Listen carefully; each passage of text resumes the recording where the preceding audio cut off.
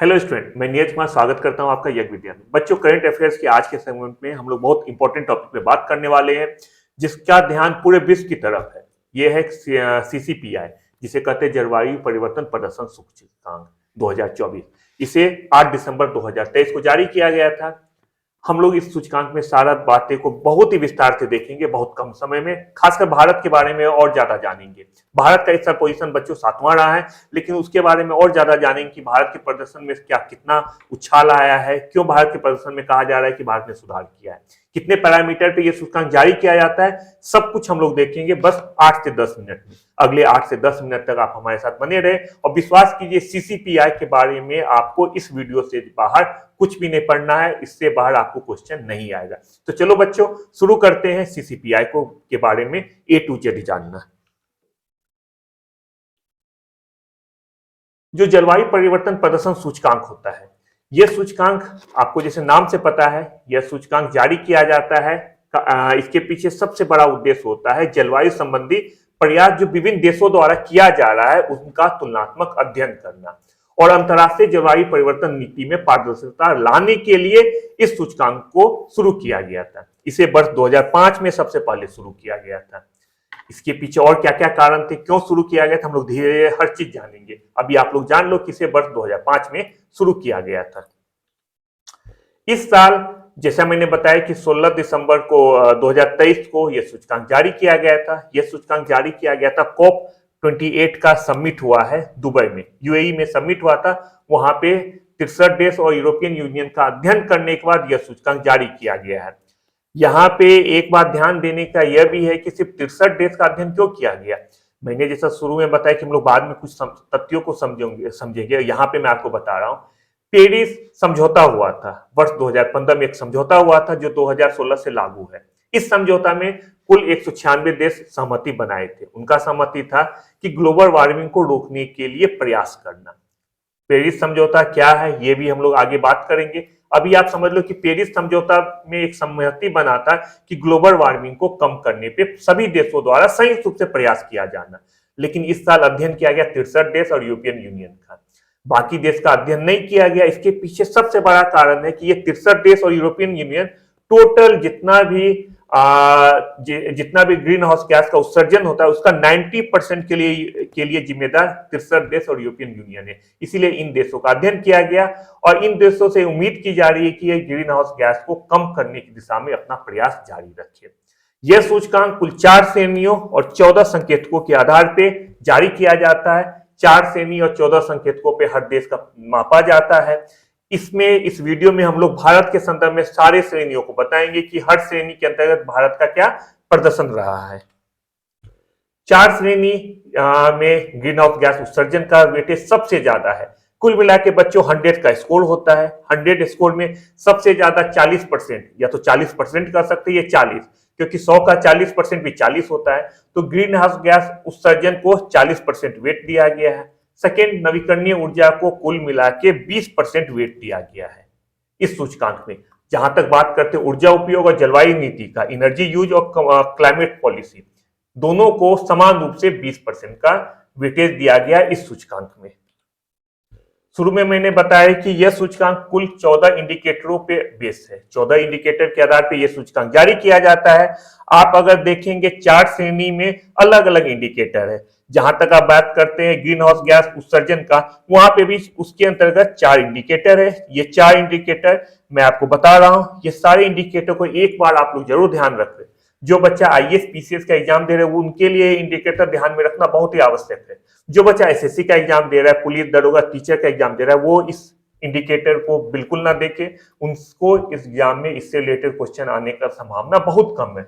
वो 4 श्रेणी को देख सकते हैं कि कौन कौन सा श्रेणी है, लेकिन हर श्रेणी के अंतर्गत कितने इंडिकेटर है यह आपको आईएएस पीसीएस के एग्जाम में पूछने का संभावना बहुत ज्यादा है। तो उस एग्जाम के लिए बच्चे जरूर देखिए।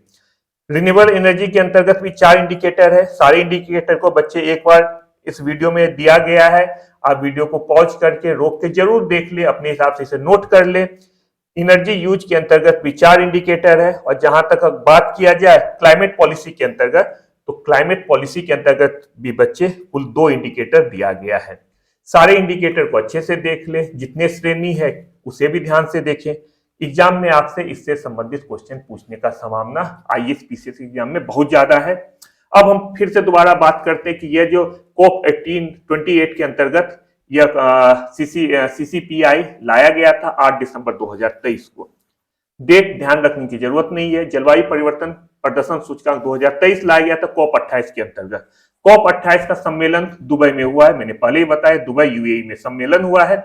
यह जो सीसीपीआई इंडेक्स लाया जाता है, इसे लाने के लिए कुल 3 संस्था जिम्मेदार है। ये 3 संस्था सम्मिलित रूप से यह सूचकांक जारी करती है। इसमें एक नाम है जर्मन वॉच का, दूसरा नाम है क्लाइमेट एक्शन नेटवर्क इंटरनेशनल का, और तीसरा जो संस्था है उसका नाम है न्यू क्लाइमेट इंस्टीट्यूट। ये तीनों संस्था बच्चों मिलके सीसीपीआई जारी करती है। यह इस साल 19वां संस्करण था। मैंने आपको शुरू में बताया कि वर्ष 2005 से सीसीपीआई जारी किया जाता है, उस आधार पे यह 19वां संस्करण है। इसे ध्यान रखो कि वर्ष 2005 से जारी किया जाता है। इस साल 2023 में सूचकांक 24 लाया गया है जो कि 19वां संस्करण है। अब हम लोग बात करते हैं इस सूचकांक में किन किन देशों को क्या स्थान दिया गया है, भारत का क्या प्रदर्शन रहा, उसको हम लोग अब देखते हैं। इस सूचकांक के आधार पर इस साल शुरू के 3 देशों को कोई रैंक नहीं दिया गया है। रैंक चौथे नंबर से देना शुरू किया गया है। शुरू के 3 देशों को कोई रैंक न देने के पीछे सबसे बड़ा वजह यह बताया गया है कि कोई भी देश जो ग्लोबल वार्मिंग होता है, जिसे वैश्विक तापन कहते हैं, को 1.5 डिग्री सेंटीग्रेड की सीमा के अंतर्गत रखने के लिए बहुत ज्यादा प्रयास नहीं कर रहा है। और मैंने बताया कि जो पेरिस समझौता 1995 में उस पर सहमति बनी थी, 1996 से लागू है। उसमें इस बात को बताया गया था कि ग्लोबल वार्मिंग को 1.5 डिग्री सेंटीग्रेड की सीमा के अंतर्गत लाने के लिए सभी देश मिलकर काम करेंगे।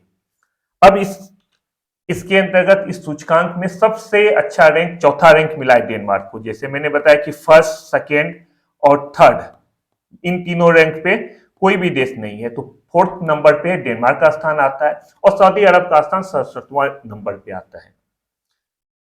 चीन का स्थान 91 नंबर पे है, पिछले साल भी इसका स्थान 51 ही था। सेकेंड नंबर पे अमेरिका का स्थान। उत्सर्जन, अगर हम बात करें कि सबसे ज्यादा जो CO है उसका उत्सर्जक कौन सा देश करता है, तो उसका दूसरा सबसे बड़ा अमेरिका करता है, जिसका स्थान 57 है। अगर हम लोग बात करते हैं G20 की, G20 में सबसे अच्छा स्थान भारत का है, फिर जर्मनी और फिर यूरोपियन यूनियन, जिसका स्थान क्रमशः 7वां, 14वां और 16वां है। अगर विश्व में ग्रीन हाउस गैसों के 75% से अधिक उत्सर्जन के लिए G20 देश जिम्मेदार है। बच्चों ध्यान दो, 75% से अधिक उत्सर्जन के लिए जो ग्रीन हाउस गैस होता है उसका जिम्मेदार है 20 देश। G20 में जितने देश हैं प्लस यूरोपियन यूनियन, ये जिम्मेदार है 75% से अधिक ग्रीन हाउस गैस के उत्सर्जन के लिए। और शुरू में मैंने बताया था कि 90% से ग्रीन हाउस गैस का उत्सर्जन जो 63 देश और यूरोपियन यूनियन है वो मिलकर करता है। इस साल के रैंकिंग पे बच्चों ध्यान देते हैं। इस साल चौथे नंबर पे डेनमार्क का स्थान है, जिसका स्कोर है 75.59। बच्चों डेनमार्क, एस्टोनिया और फिलीपींस का स्थान चौथा, 5वां, 6ठा है। पहला, दूसरा, तीसरा नंबर पे किसी को स्थान नहीं दिया गया, मैंने पहले ही बताया। उसके पीछे वजह क्या है उस पर भी हम लोग चर्चा कर लिए हैं। तो चौथे, 5वें और 6ठे नंबर पे जो देश है उसको ध्यान से देखो, डेनमार्क, एस्टोनिया और फिलीपींस का बच्चों नाम आता है। भारत का स्थान बच्चों 7वें नंबर पे आता है, और ये आपको ध्यान रखना बहुत इंपॉर्टेंट है। भारत को ध्यान रखना बच्चा बहुत इंपॉर्टेंट है, एग्जाम में इससे सवाल आ सकता है। पिछले साल की अगर बात करें तो भारत का स्थान 8वां था, 8 स्थान पे पिछले साल था, लास्ट ईयर था। इस साल भारत का स्थान है 7वां, और इस साल भारत के पोजीशन में 1 स्थान का फायदा हुआ है। जितना ऊपर जाते जाएंगे उतना फायदा होते जाएगा। तो भारत, नो डाउट कि अगर पूरे विश्व की बात करें तो भारत का, अगर देशों की बात करें तो भारत चौथे नंबर पे, ये अपने आप में काफी अच्छा अचीवमेंट है, काफी अच्छा रैंक है कि ओवरऑल भारत देशों की संख्या में चौथे नंबर पे, क्योंकि पहला, दूसरा, तीसरा पे कोई भी देश नहीं है। अब अगर हम बात करते हैं ब्रिक्स देशों की, मैंने पिछले वीडियो में भी बताया है कि सूचकांक अगर जब भी बात किया जाए तो ब्रिक्स देशों को जरूर ध्यान रखो। इंडिया ब्रिक्स का सदस्य है, और आजकल एग्जाम में ब्रिक्स देशों से संबंधित क्वेश्चन ज्यादा आने लगा है कि ब्रिक्स देशों में किस देश का क्या पोजीशन रहा है। तो ब्रिक्स देशों में सबसे अच्छा पोजीशन भारत का रहा है, क्योंकि भारत का ओवरऑल 7वां रैंक दिया गया है। इसके बाद ब्राजील, दक्षिण अफ्रीका, चीन और रूस का स्थान आता है। भारत के बच्चा स्कोर को बार बार करो कि भारत के स्कोर को जरूर याद रखो, रैंक के अलावा स्कोर भी ध्यान रखो, एग्जाम में दोनों चीज पूछ सकता है। भारत का पोजीशन लास्ट ईयर क्या था वो भी याद रखो। मैं इस वीडियो के समाप्त होते होते 1-2 बार और बताऊंगा, जिससे कि आपको बिल्कुल याद हो जाए। अब अगर हम लोग अंतिम 5 देशों की बात करें तो सबसे लास्ट 67वें नंबर पे सऊदी अरब है।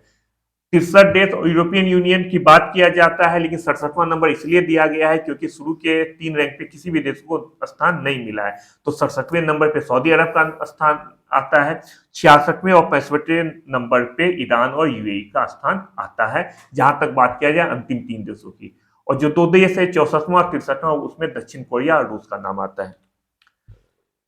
एक बार फिर भारत के बारे में बात करते हैं। भारत से संबंधी आपको मैं कुछ और बात बता रहा हूं। भारत से संबंधित प्रत्येक श्रेणी में, कैटेगरी में क्या क्या भारत का पोजीशन रहा, उस पर भी हम लोग चर्चा कर लेते हैं, क्योंकि भारत से संबंधित क्वेश्चन आने का संभावना काफी ज्यादा है। मान के देखिए जो बच्चा आईएएस पीसीएस का एग्जाम दे रहा है उसके लिए तो ये क्वेश्चन आने का संभावना बहुत बहुत बहुत ज्यादा हो जाता है। तो अगर भारत की बात की जाए तो भारत का स्कोर बच्चा इस साल है 70.25। याद रखो, इस साल स्कोर है 70.25। इस साल भारत का रैंक है 7वां, पिछले साल भारत का रैंक था 8वां। 3 चीज याद हो गया। अब भारत का हम लोग देखते हैं कैटेगरी। श्रेणी में 4 श्रेणी है, शुरू में बताया था 4 श्रेणी और 14 इंडिकेटर है। जो 4 श्रेणी या 4 कैटेगरी है, हर कैटेगरी में भारत का क्या रैंक हुआ है उस पर हम लोग बात कर लेते हैं। ग्रीन हाउस गैस उत्सर्जन, सबसे ज्यादा वेटेज इस श्रेणी को दिया गया है। कुल 40% जो है वेटेज है ग्रीन हाउस गैस उत्सर्जन में। इसमें भारत का रैंक 9वां है। जहां तक बात करते हैं नवीकरणीय ऊर्जा का, तो उसमें भारत का रैंक आता है 37वां। ऊर्जा उपयोग और जलवायु नीति, इसमें भारत का स्थान क्रमशः 10वां आता है। दोनों में भारत का स्थान 10वां है। ये भारत से संबंधित हम लोग कैटेगरी के बारे में भी बिल्कुल विस्तार से देख चुके हैं। तो भारत से संबंधित और पूरे विश्व से संबंधित जितना फैक्ट आपको एग्जाम में आने वाला है उस सब पे हम लोग चर्चा कर लिए हैं आज के सेशन में। उम्मीद करता हूं कि आज का सेशन आप लोग को काफी हेल्प करेगा, चाहे आप लोग तैयारी कर रहे हो, चाहे आप लोग अपना नॉलेज गेन करने की बात कर रहे हैं। आज का वीडियो आप लोग पूरा देखें। विश्वास मानिए कि इससे बाहर सीसीपीआई में आपसे सवाल नहीं पूछा जाएगा। हम लोग सारे सोशल मीडिया पे अवेलेबल है, जिस माध्यम से आप जुड़ना चाहे उस माध्यम से जुड़े। बच्चों, आप लोगों के लिए ये वीडियो फ्री ऑफ कॉस्ट लाया जाता है, इसलिए आप लोगों से रिक्वेस्ट है कि ज्यादा से ज्यादा बच्चे हमारे चैनल को यूट्यूब पे जाके सब्सक्राइब करें, बेल आइकन को दबा दें, जिससे कि सबसे पहले हमारा वीडियो आपके पास मिल जाए। जो हमारा वीडियो है वो उसका पीडीएफ आप चाहें तो हमारी वेबसाइट या फिर टेलीग्राम पे जाके डाउनलोड कर सकते हैं। हमारा एक डेडिकेटेड ऐप भी है यज्ञ विद्या, जिसे प्ले स्टोर से जाके डाउनलोड करें। वहां पे भी आपको हमारे करंट अफेयर से रिलेटेड सारा मटेरियल अवेलेबल हो जाएगा। यज्ञ विद्या आपके लिए इसी तरह का काफी वीडियो लेके हर दिन आ रहा है और हर दिन आगे लाता रहेगा। जो बच्चा प्रीवियस वीडियो को मिस कर गया है वो प्लेलिस्ट पे जाके पुरानी वीडियो को जरूर देखे। बात मानिए कि आप लोग का करंट अफेयर्स का क्लास बस 10-15 मिनट डेली समय देके पूरा हर एग्जाम के लिए तैयार हो जाएगा। लगातार यज्ञ विद्या देखते रहिए। अपना सुझाव, अपना शिकायत हम तक बिल्कुल पहुंचाए। हम लोग स्वागत कर रहे हैं आपके सुझाव का, शिकायत का। फिर मिलते हैं बहुत जल्द नए वीडियो के साथ। तब तक आप बहुत अच्छे से अपना ख्याल रखिए। Bye bye.